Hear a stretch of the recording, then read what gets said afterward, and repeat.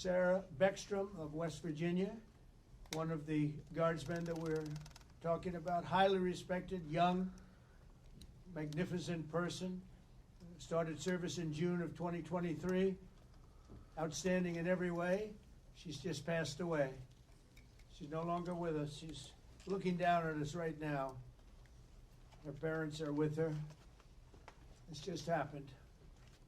She was savagely attacked. She's dead. She's not with us. Incredible person. Outstanding in every single way, in every department. Just horrible. As you know, the other young man is fighting for his life. He's in very bad shape. He's fighting for his life, and hopefully we'll get better news with respect to him. And the monster that did this is also in serious condition. But we won't even talk about him. As you may know, DHS has confirmed that the suspect is an Afghan national, flown here by the previous administration, who was such a bad administration. And I have a picture of a plane. This is what it looked like when they came in. It was total bedlam. Do you remember that period of time? Total bedlam. People crammed onto the plane. And the toughest, meanest, most capable physically got on the plane. Not the people that we were looking for or that they wanted to bring in. Here's a picture for you. Just take a look at that plane. Standing on top of each other, sitting on top of each other. This is what we had under the Biden administration. That whole thing should have never, ever happened. They should have left from a different base. They should have left from Bagram, as you know, and it would have been a much different story.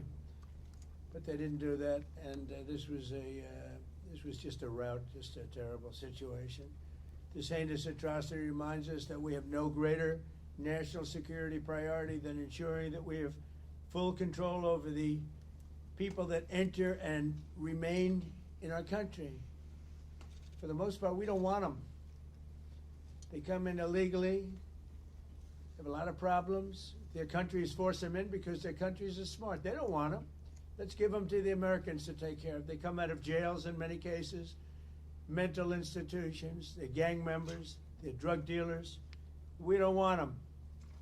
Many of the service members on this call today are engaged in crucial aspects of that mission. And to each and every one of you, I just want to thank you so much. Incredible people. You make this sacrifice like few others understand. A lot of them don't even understand it. And you're keeping America safe and free.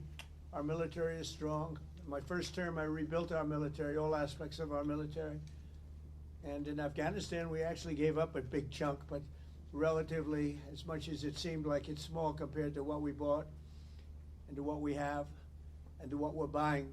We're spending over $1 trillion this year on our military. We have a military, the best in the world. We make the best equipment in the world. And we have the best people in the world. So joining us this evening are 6 units deployed across our hemisphere, representing every branch of the United States Armed Forces. First, I want to thank the members of Army's legendary 101st Airborne Division. You know, I've heard about that since I was a little boy. The Screaming Eagles, calling in from Fort Huachuca, Arizona, and you're led by Major General David Gardner, a real tough cookie and great general. I appreciate it, General Gardner. The 101st has done an outstanding job leading the task force, joint task force at our southern border. I mean, we have nobody coming in. They're not coming in. Under Biden, they were coming in by the millions. Now we have nobody coming in. We have a strong border. Nobody talks about it anymore. I'm not giving credit for anything, just like you guys are not giving credit for anything. We do the greatest job, but that's all right. They don't talk about the border anymore because you know why? Nobody comes in. We had 9 months now where we had nobody coming in, zero. And this is being fed. This is the people that do this they tend to be on the left. They'd love to say millions of people came in through Trump, and they actually said nobody came. Even I find that hard to believe, but they literally are saying nobody came in.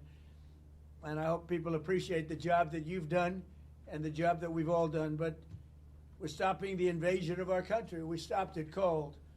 And if you remember, Biden said, I need new legislation. I need new. You didn't need legislation. I didn't get legislation. What you needed was a new president. So with your help, we now have the most secure border in American history. It's the single most secure border in American history. So I just want to thank you. And the 101st, I want to thank you very much. The job you've done is amazing, working with all of our great people. We also have the men and women of the U.S. Navy serving as part of the Iwo Jima Amphibious Ready Group under Captain Christopher Farraker. And they're on board the USS Iwo Jima in the Caribbean Sea, working right by their side are members of the 22nd Marine Expeditionary Unit led by Colonel Tom Trimble. Thank you very much. I think you waved to me because I can see you then. Let's see. There you are, handsome people. They're beautiful looking people. Thank you. Like I could put you in a movie right this second, and the three of you, and I think we'd have a top grossing movie. You don't have people like you in Hollywood. Part of the 22nd MEU is also serving in Puerto Rico, the 3rd Battalion, 6th Marines, Devil Dogs, led by Major Ross Gilchrist. Where is Major? Where are you? Hello, Major. Another central. Is everybody central casting? It's like they're all handsome, tough guys. I don't know what's going on here. But the Navy Marine Corps team is currently helping to defend our country, protect our interests, and literally decimate terrorists. The job you've done is incredible. I also want to thank you for your amazing work to quickly deliver life-saving aid to Jamaica in the aftermath of the recent hurricane, which was devastating. Thank you very much. Appreciate it, Major and everybody. Appreciate it. Next up are the airmen serving with one of the most feared bomber forces in the world, the U.S. Air Force's 7th Bomb Wing at Dyess Air Force Base in Texas under the auspices and leadership of Colonel Seth Spanier. Colonel, where are you, Colonel? Colonel, let's see, you're right there. Thank you, Colonel.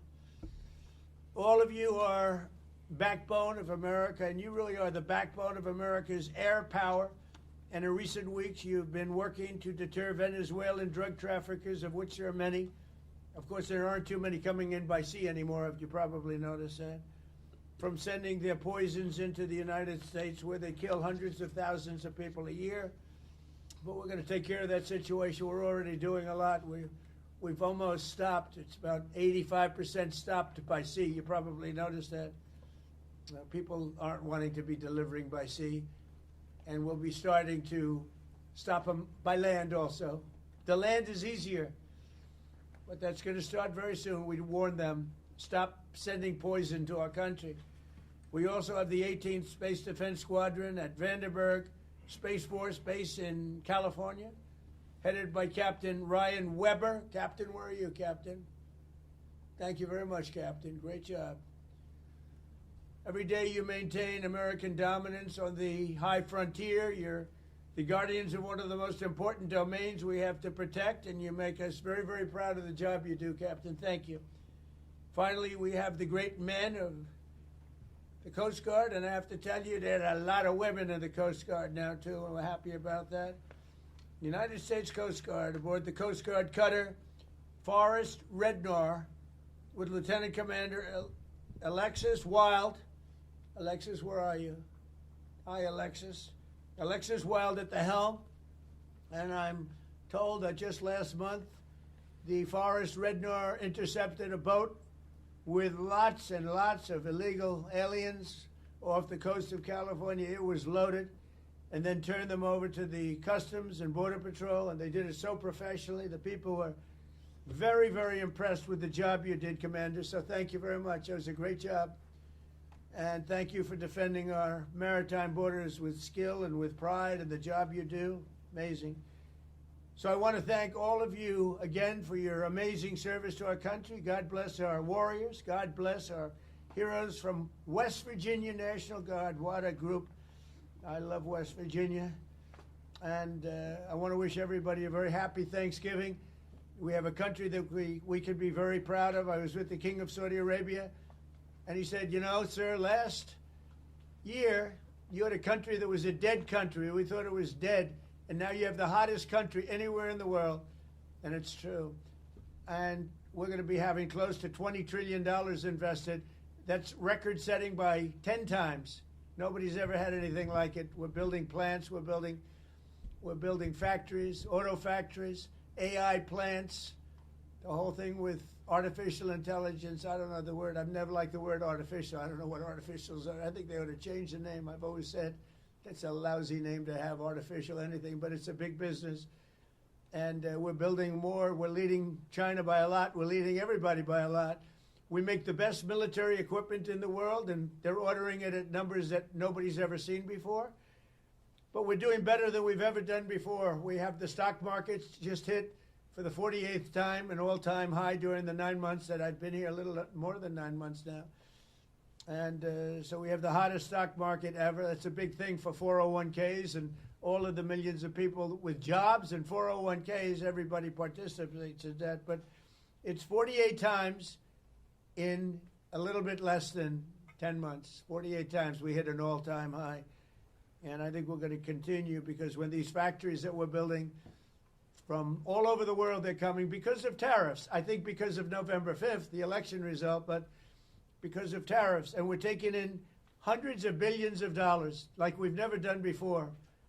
And some of that's going to go back in the form of a sort of dividend to our people, but much of it's going to go toward reducing debt. And what it really goes for, and even better than the money we're taking in, is the fact that nobody's attacking our companies and taking them out, stealing them like they've been for many years. Because if they do that, they have to pay a tariff as they make products and sell them into our country. So we made deals with Japan, we made deals with South Korea, we made deals with the European Union, where they pay us hundreds of billions of dollars, and they participate. They're now building plants. Honda is building plants, and they're all, every car company from all over the world virtually is building plants now in the United States because they don't want to pay the tariffs. So there's never been anything quite like it. It's been amazing. So we're taking in, think of it, hundreds of billions. Next year it'll be $1 trillion or more. But we're taking in all this money, at the same time protecting our country.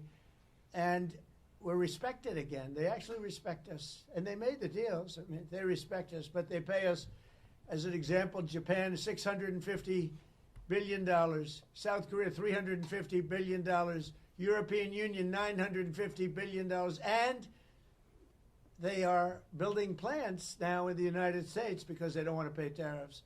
So this is one of the biggest things economically that's never happened. Nobody's ever seen anything like it. And over the next couple of years, I think we'll substantially be cutting, and maybe cutting out completely, but we'll be cutting income tax.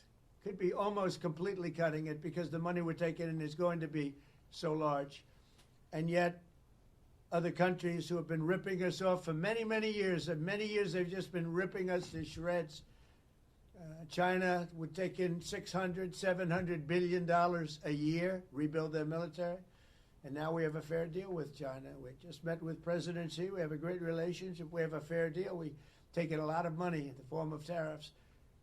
But so many, even our friends, I mean, European Union, they're our friends. Japan, they're our friends. South Korea is our friends. They're now paying us hundreds of billions of dollars, and they're also paying tariffs to come in. We're not paying tariffs to go in there, by the way. They're paying tariffs, but we're not. So that's a total reversal. But we are benefiting like they used to benefit against us, but we're benefiting even more. So I just want to thank everybody for making all of this possible. Without you, well, you know, we don't have any defense, and boy, do we have defense. We have the strongest military anywhere in the world. We make, as I said, the best equipment, but we have, more importantly, we have the strongest military anywhere in the world, and you saw that with Iran, with those beautiful B-2 bombers. They totally obliterated the potential nuclear supply of Iran, and they did it in the dark of night with no moon, no light, no nothing. Early in the morning, they attacked. You couldn't see a thing, and every single bomb hit its mark. Every single bomb. The Atomic Energy Commission said it was total obliteration. Remember when some of the fake news tried to say, well, maybe it wasn't as bad. Well, it was much worse than anybody thought. And I want to thank those pilots and all of the mechanics and all of the people that serviced and worked on the B-2 bombers. We just ordered a lot more of them. And the reason we did is they were totally incredible, totally invisible. They were stealth. Nobody saw them. They knew they were coming, but they couldn't see them. And they dropped the bomb, and then one of the pilots, commander, said, "Skedaddle. Let's get the hell out of here." But they dropped those bombs, and they loved doing it. They were so honored. They said to me when they came to I invited them all to the Oval Office, including the people that take care of the machines, because, you know, they flew 37 hours both ways, 37 hours, and there wasn't a sputter from an engine. There wasn't a broken screw. There wasn't a problem. There wasn't a chipped piece of paint. It was a flawless mission. I want to thank General Raisin Kane for that and Pete Hegseth for that. But it was an unbelievable event. We have a country that's so respected again. But when the pilots came to see me and I gave them a medal, all of them, there were a lot of handsome people. They looked like Tom Cruise, actually. It was very good casting. But I like Tom Cruise, the last of our movie stars, probably. But although we're honoring Sylvester Stallone a little while at the Kennedy Center, so I'm going to put him in that same category. We have Sylvester Stallone and Tom Cruise. But I will tell you that they said for 22 years, "Sir, our predecessors and us wanted to make this attack." 22 years they wanted to make this attack. And they practiced it 3 times a year for 22 years, and no president gave them the approval to do it until you came along, sir. We want to thank you. I said, "Did you really enjoy it?" They said, "Sir, we loved it. We loved it." And these are brave men. These are from a different place than some of the people I know who aren't courageous. We have a lot of people that aren't courageous. These people were amazing in the job they did. So with that, I'm going to ask Lieutenant Colonel Charlie Rockwood, who's a highly respected young man, to speak to you. And if you have any questions, I'll answer them. Unlike Biden, he didn't take questions. But I take all the questions you want. You can ask me any damn question you want. And then we go and have a great Thanksgiving, because I don't know about you. You probably had your dinner already, but I didn't. And I know exactly what I'm going to have. Turkey. Okay? I believe it's turkey. So, Lieutenant Colonel, if you would, you take over. Go ahead. Yes, sir. We're going to pass it over to Major General David Gardner from the United States Army. Happy Thanksgiving, President Trump. This is Major General Dave Gardner, the commander of the 101st Airborne Division and your Joint Task Force Southern Border. That's right. I appreciate you saying I was tough. Everyone cheered. I assume that means they agreed with you. We are headquartered in Arizona. The service members with me today represent over 10,000 deployed along the 2,000 miles of our border from San Diego to the Gulf of America. We support Customs and Border Protection, U.S. Border Patrol, and as you said, Mr. President, illegal aliens entering our country is at a historic low thanks to our collective efforts. Right. On the screen behind me, you may be able to see some of the images of us patrolling, reinforcing the border wall, and we're doing that 24 hours a day, 7 days a week, including today, Thanksgiving. Our soldiers, Marines, sailors, airmen, guardians, and Coast Guardsmen were able to have fantastic Thanksgiving meals and engage in traditional football games against each other. We're doing well. We all appreciate you taking some time from your family to speak with us today, and thank you for your support, Mr. President, and happy Thanksgiving. Well, David, thank you very much. And one thing you said in the question or statement, probably, I like a statement even better than a question, but I like that because you appreciate what we're all doing together. We're partners. But you said the Gulf of America. And there's a thing that for actually 350 years, 100 years older than us, Mexico, it was called Gulf of Mexico. And I would say to myself, why are we calling it Gulf of Mexico when we have 92% of the frontage and they have, I'm a real estate person at heart, and they have 8%. And I made that change, and it was amazing. It took literally a matter of hours, and it was done. And nobody even, very rarely did they complain. We beat AP, Associated Press, very badly in a lawsuit. You know, they tried to get it stopped because they're not good Americans. I mean, who would want that stopped? But we beat them, as you saw, we beat them very badly in a lawsuit. But other than that, I mean, we had no complaints, and everybody's happy with it except Mexico. I wouldn't say they're thrilled, but they'll get over it. But we now have the Gulf of America, David. The Gulf of, isn't that great? And I'm very proud of it every time I see it. And now it's spoken of routinely. I saw it before. There was some event taking place down by Louisiana, and they said, we're here at the Gulf of America. And they're just talking about it like routinely now.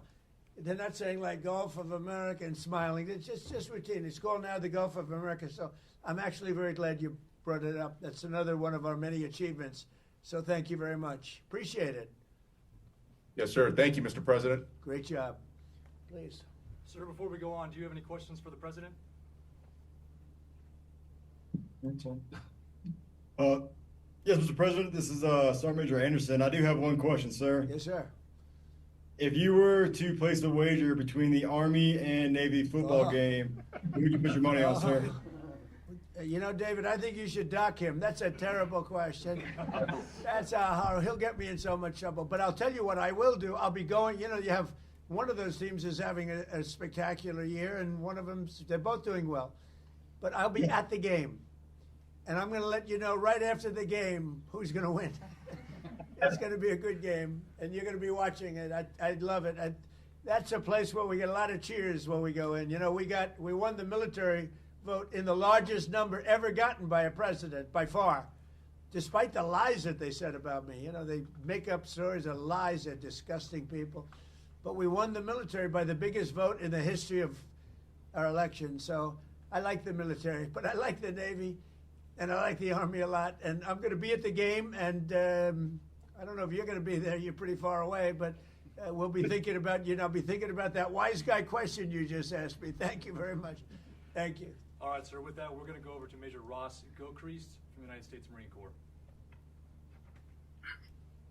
Good evening, Mr. President. The Marines and sailors in this room from Battalion Landing Team 3-6 are ready, capable, and lethal to support readiness and lethality in support of Operation Southern Spear. We're here in Camp Santiago, Puerto Rico, conducting sustainment training, and recently we conducted a mobile training team employing first-person view attack drones, conducting 2 day strikes and the first ever 3 night strikes in the history of the Department of War. This represents a milestone in our combat lethality, increasing the capability of the Marine Corps and the Joint Service. Soon, we're going to prepare to support counter-narcotics operations in the ground, maritime, and air domains, and respond to crisis and contingency operations to provide you options, Mr. President, in support of national security objectives to protect the homeland. Marines and sailors of BLT 3-6, the Hellhounds, are ready. We're the first to fight and at the tip of the spear as an expeditionary force in readiness. Thank you for your support, Mr. President. Semper Fidelis. Happy Thanksgiving. Well, thank you, Ross, and you people are just amazing. You do a fantastic. I knew every move and every single thing you said. I know exactly what you did and who did it, and I want to just thank you. You were amazing. And Border Patrol and all of the people here, you know, Border Patrol, every single one of them. These are great people. ICE, you know, ICE gets not the credit they deserve. They are unbelievable, tough, smart, and they're unbelievable patriots. So, Ross, thank you very much. You really have done a great job. We appreciate it. We love working with you. Thank you. Thank Ross, you, Mr. before we President. go over to the Navy, do you have any questions for the president? Anybody have any questions? Good afternoon, sir. The only proper response to the colonel from Fort Huachuca is "Go Navy, beat Army." Okay, I got to remember that.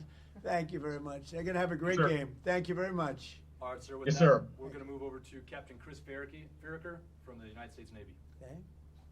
Yes, sir. Sir, on board here, Iwo Jima, proud commander of the Iwo Jima Amphibious Readiness Group, along with the 22nd MEU Expeditionary. You already met my one brother from Central Casting, Colonel Tom Trimble, and my other brother is Colonel Rick Shooter Haley. Behind me is a few of the men and women who comprise the 10,000 sailors and Marines of our Iwo ARG team, who are currently conducting maritime patrols against narcos in the Caribbean in defense of the homeland. Yes, sir. As you know, that we have also, besides the missions that you know about, sir, we also reinforce the embassy in Haiti. We're getting engaged on a routine basis, both receiving fire from some of those gang members and returning fire, defending that embassy. We've also opened up operations down here in the south, conducting expeditionary advanced base operations at Roosevelt Roads, where Major Ross Gilchrist and the team are currently training. We've also done, as you mentioned, Mr. President, humanitarian support to Jamaica. We're proud to be part of this Navy Marine Corps team and be part of the defense of the homeland, sir. Thank you. Thank you very much, and really great job. Would anybody? Sir, I'd like to say one more. Yes, go one ahead, more please. The First Lady came down to North Carolina last week and visited the Marines and Sailors Camp Lejeune, and my wife and my daughter and my two sons were able to meet the First Lady. That's right. And get a picture with her. She was truly gracious, and we really appreciate the time that she spent with the Marines and Sailors. That meant a whole lot to a whole lot of people down in North Carolina, sir. Well, thank you very much. And she had enjoyed it, and she mentioned that, meeting your family. And she said those people are in good shape. They're in very good shape. I don't know if she's referring to me when she says that, because I don't know. That could be a little slight. But she was very impressed with everything she saw. Thank you very much. Sir, before we go to the Navy, Captain Farragut, do you guys have any questions for the President? I do have one selfish one, sir. My daughter's 9th birthday is here in a few days. So I was wondering if I could get a happy birthday, Catherine, from you, sir. And her first name is? Catherine, sir. Well, Catherine, you have a father who's a great hero and a great man and highly respected. Happy birthday, and take good care of him. Thanks, sir. Appreciate it. Say hello to her. All right, Anybody back there have a question? I think that's it from us here, sir. Again, appreciate your time and happy Thanksgiving to you and your Happy family. Thanksgiving, sir. Thank you all very much. Great. Have a great Thanksgiving. Thank you. Sir, with that, we're going to go over to Colonel Seth Spanier from the United States Air Force. Happy Thanksgiving, Mr. President. I'm Colonel Seth Spanier, 7th Bomb Wing Commander. And here with me I have Lieutenant Colonel Brian Guyette, our 28th Bomb Squadron Commander, and Major Joseph Spada, our 28th Bomber Generation Squadron Commander. And we're here representing the 4,000 men and women stationed at Dyess Air Force Base in Texas, employing the mighty B-1. Good evening, sir. The Bomb Wing hosts multiple B-1 squadrons that are responsible for everything from training the world's best combat aviators to operational tests, in addition to projecting strength and lethality across the globe. Recently, the Bomb Wings Combat Squadron was forward deployed to the Indo-Pacific, and the men and women that you see behind me were part of the 28th Bomb Squadron and fellow squadrons that executed operations in the Caribbean, and were responsible for demonstrating the latent combat capability of the training squadron, in addition to projecting credibility into the Caribbean on behalf of the long-range strike platform, the B-1B. Well, It is currently off station at Nellis Air Force Base, Nevada. Thank you very much. And I don't know if you know, we have more planes on order in terms of dollars and planes itself, and they have a new one, the F-47, and I didn't name that. It was named F-47. They think I named it. I didn't. They surprised me, but I hear it's stage 6, and it's at a level that nobody's ever seen before.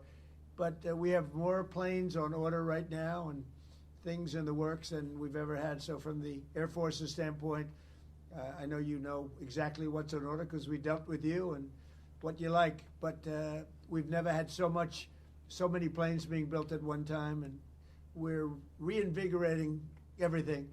I know the F-35 has been very good, and we're working on some maintenance issues to get some of them back sooner, as you know, because some of them are out, and rather than having them sit there, we're getting them fixed. Should have happened a long time ago. But we've never been in the position where we've ordered so many, and I think the Air Force has to be very happy about that. Yes, sir, absolutely. Good, thank you. And if you have any questions, please go ahead from your group. Good evening, Mr. President, and happy Thanksgiving. I'm Thank you. Senior Airman Laurent. I'm an intel analyst at the 28th Bomb Squadron. My question for you today is, what is the most memorable obstacle or hardship that you've encountered in your life, and how did this shape you to be the leader you are today? Wow, that's an interesting question. But I'll tell you, in terms of obstacles, would be the weaponization of government by the previous administration. That was probably the biggest obstacle. I won by a lot. I ran a second time, I won by a lot. And I ran a third time, and it was too big to rig. But the biggest was that. They went after a lot of great Americans. I was one of them, and I would say weaponization by my opponent was a disgrace to our nation, and I would say it was the most difficult time, and we won. And now I'm, today I'm in Florida, but generally I'm in the White House, I'm in the Oval Office, so I look around and say, oh, well, couldn't have been that bad, but it was. It was a disgrace to our nation, and it should never be allowed to happen again, and it's being looked at very strongly. But it's a very interesting question. I don't know that anybody's ever asked me the question that way. But if you did, I would say it was the weaponization and illegal weaponization that they used where our government attacked the president and the former president of the United States of America. And I was fighting for you, not just for myself. I was fighting for you. I was fighting for everyone that I'm looking, all of those incredible patriots that I'm looking at, but the millions of people that are listening right now and the hundreds of millions of people in our country, and we fought and we won, but they're bad people. So thank you. That's a great question. Thank you very much. Thank you, sir. Sir, with that, Sir, one last one. If you could throw Yes. up CHOP, it's our to the Mohawks. That's our squadron motto, CHOP. Oh, good. I love it. Chop. See, we're not allowed to do that anymore. We're not allowed. You're not allowed to use the word Indian anymore. The only one that wants you to are the Indians, all right? I don't think you should ever change. I will never tell you to change, all right? It's great. And they're very proud of it, too, by the way. Thank you all very much. Thank you. sir, we're going to turn over to Captain Ryan Weber from the Space Force. Okay. Good evening, Mr. President. My name is Captain Ryan Weber, and I'm the commander of the 18th Space Defense Combat Squadron. Today with me, I have Delta Crew. They're working the holiday swing shift right now, which is led by Lieutenant Cunningham and Sergeant Jackson. We also have 5 orbital analysts with us today. Our mission here at the 18th is space domain awareness, tracking everything to, in, and from space, whether that's a launch, satellite reentry, or maintaining the catalog of 48,000 objects in space. It's been a historical year for 2025. We've had over 273 space launches to this year, 174 of those being from the U.S. And we're just grateful for our newly operationally accepted system to lead the way for the world in space domain awareness. Well, I know all about it because that was my baby, Space Force. So Yes, I can't sir. say I have any favorites because I don't want to do that. But I'll tell you, I have a real love for Space Force. And as you know, I did that. We put some very good people in because we were losing to China and Russia substantially. And now we're leading China and Russia substantially. And as you know, Biden came in, he wanted to terminate Space Force. He thought it was funny. He thought it was so funny. The military didn't think it was funny. And he was met with a great force. And the force said, you're not doing this.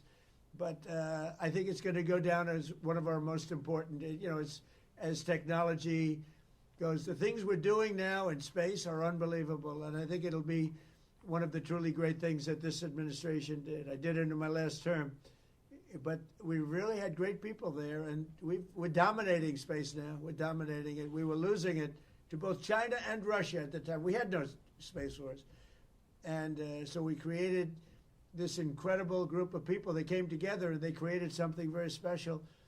And I'm very proud of all of you for being involved. It's going to be one of the most important things I think that I've ever done. Thank you. Ryan, before we Thank move on you, to the sir. Coast Guard, does anybody from your team have a question for the President?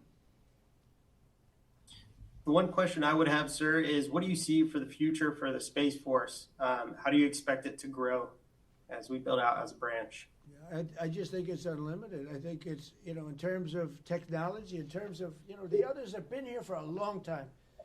And Air Force has been, and I could have left it in the Air Force, but I really thought it should have its own identity. And it works closely with the Air Force. But you wouldn't have had your own identity, and I don't think it was working doing it that way. So we created, because of the importance, we created Space Force. And I think it's got unlimited growth potential. And maybe at a faster level than others because they have been here. They've seeded and they're doing great. But you're a seedling. You're just at the beginning of your powers. It's going to be unlimited future. Really, I feel that. And I think you agree with that. But it's going to be unlimited future. And thank you all for being involved. Very proud of you. Thank you. Thank you, sir. On behalf of the 18th, thank you for your support and happy Thanksgiving. Well, you have my support totally, and you too. Happy Thanksgiving. Thank you very much. So to round Thank it you. out, we're going to go over to Lieutenant Commander Alex Wild, United States Coast Guard. Good evening, Mr. President. Lieutenant Commander Alex Wild, Commanding Officer of Coast Guard Cutter Force Rednar. We're currently patrolling the southwest border off of the coast of California in support of Operation Border Trident to protect the maritime boundary. With a crew of 25, our fast response cutter has contributed to mission success in securing the border, as you mentioned. Last month alone, we had 3 at-sea interdictions and apprehended 45 illegal aliens. I'd like to recognize to my right the boarding team and pursuit team from our most recent interdiction.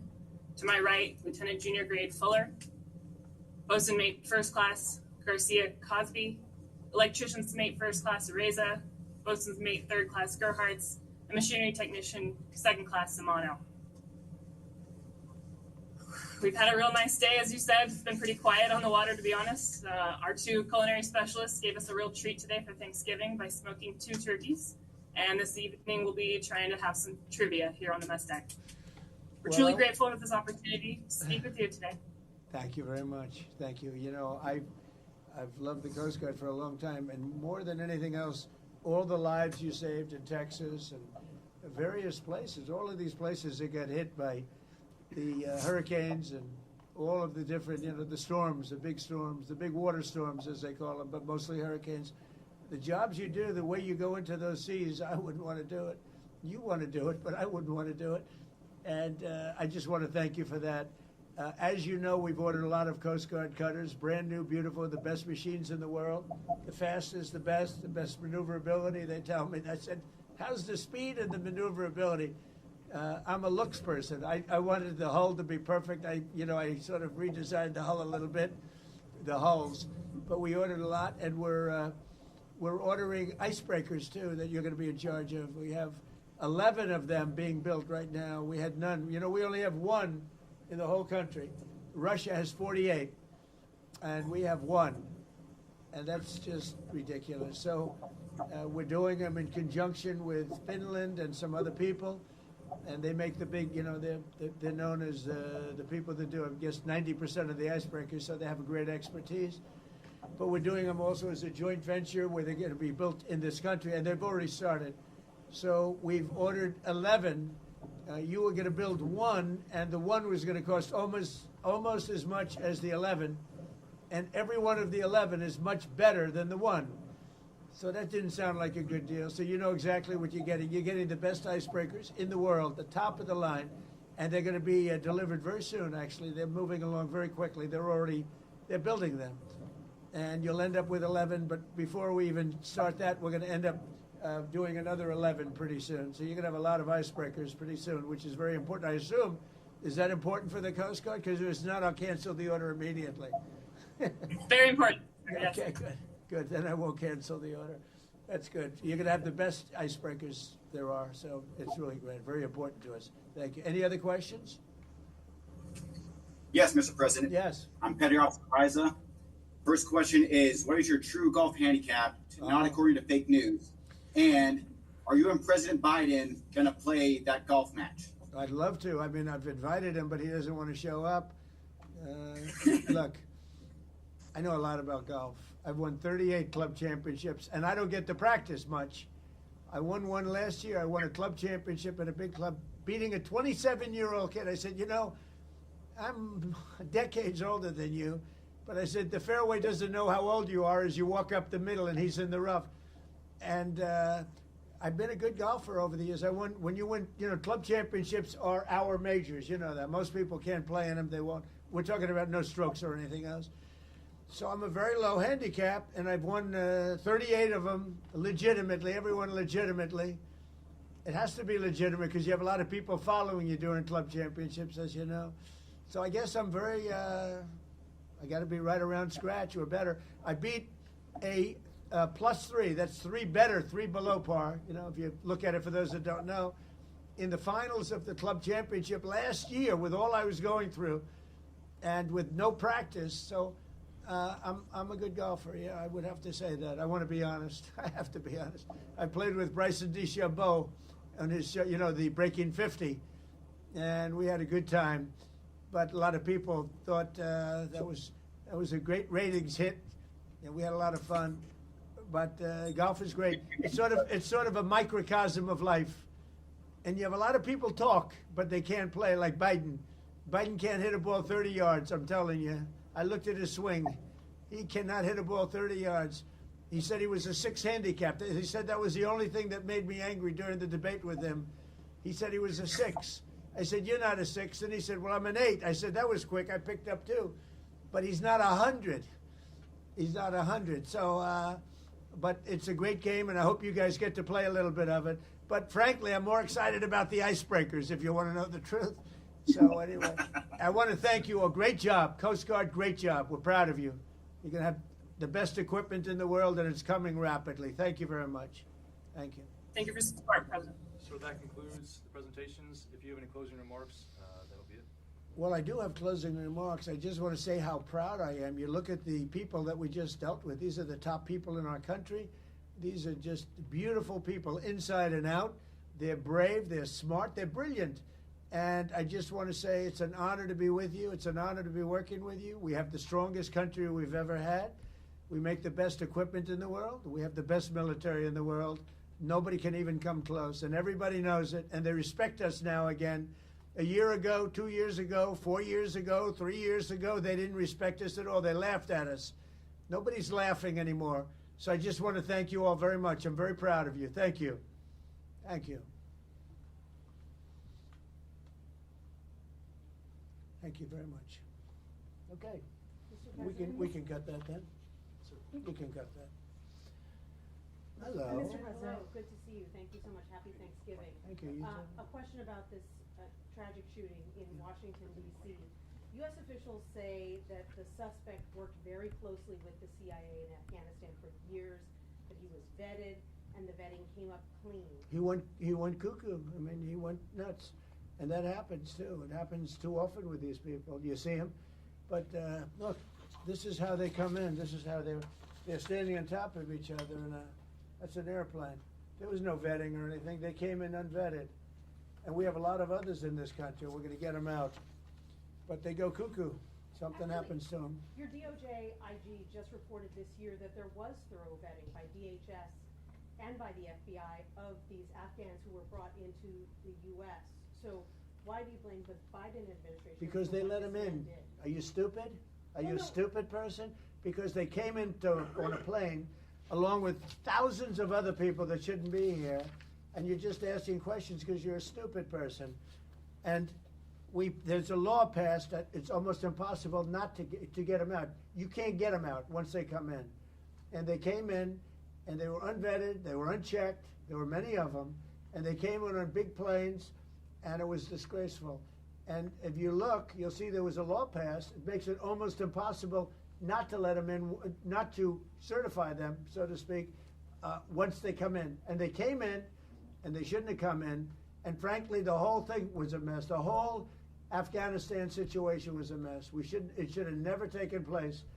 If we're going to go out, and we would have gone out because I had everybody ready to go, we were going to go out with strength and dignity and precision. And we would have left from Bagram, and we would have kept Bagram, by the way, because of its very close relationship to China and where they make their missiles. But when you let the people come in by the thousands and thousands and thousands, they made a terrible mistake. But they were incompetent, yeah. Yeah, Mr. President, thank you for having us here tonight. Have you spoken with Sarah and Andrew's family? And we have a call in a little while, actually, right after this. Do you plan to... Well, the family is devastated, as you can imagine. But we have spoken. I mean, my people have spoken with the family. We'll be speaking tonight, but tomorrow. You have to give them a little. They just found out about their daughter. You know, you can't just call 2 seconds later. Yeah, of course. It's a very, very tough situation. Obviously, she was so outstanding. I mean, I just heard outstanding in every single way. It's in the early stages, obviously, but do you plan to attend Sarah's funeral? I haven't thought about it yet, but it certainly is something I could conceive of. I love West Virginia. You know, I won West Virginia by one of the biggest margins of any president anywhere. And it's, you know, these are great people. I love the people of West Virginia. I love the people of our country. But I haven't given it any thought, but it sounds like something I could do, yeah. The It's very raw. Yeah, of course. The suspect does have a wife and 5 children who live in Washington. Do you plan to deport them? The suspect has? The suspect? Well, we're looking at that right now. We're looking at the whole situation with family. It's a tragic situation. Yeah, Jeff? Mr. President, are there any changes you want to make to improve safety for National Guardsmen who are being sent into these cities? No, just I want to have more. As you know, we're sending 500 more. We had very little crime in Washington now for, many months. Record-setting low crime, and this happened. And I don't know how you put this on the scale of that. This is sort of different. This is a terrorism threat, and this was done because they're so effective. If they weren't effective, you probably wouldn't have had this done. But this was done because the National Guard has been so effective. You went from having a tremendous amount of crime and death, killing, everything else, to having none. And this happened, I assume, because it was so effective. And maybe this man was upset because he couldn't practice crime. Who knows what his motivation was? But what he did was horrible. And you've made changes for Afghanis' ability to apply for asylum. Do you blame all Afghans for this one man's mistake? No, but we've had a lot of problems with Afghans because they had a lot of them coming in on these planes. Again, I show you this picture.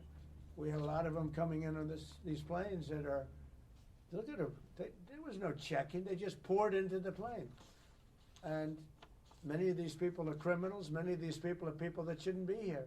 And many of them have been gotten out. I mean, we've gotten out a lot of the people that, we've taken a lot of them out of here.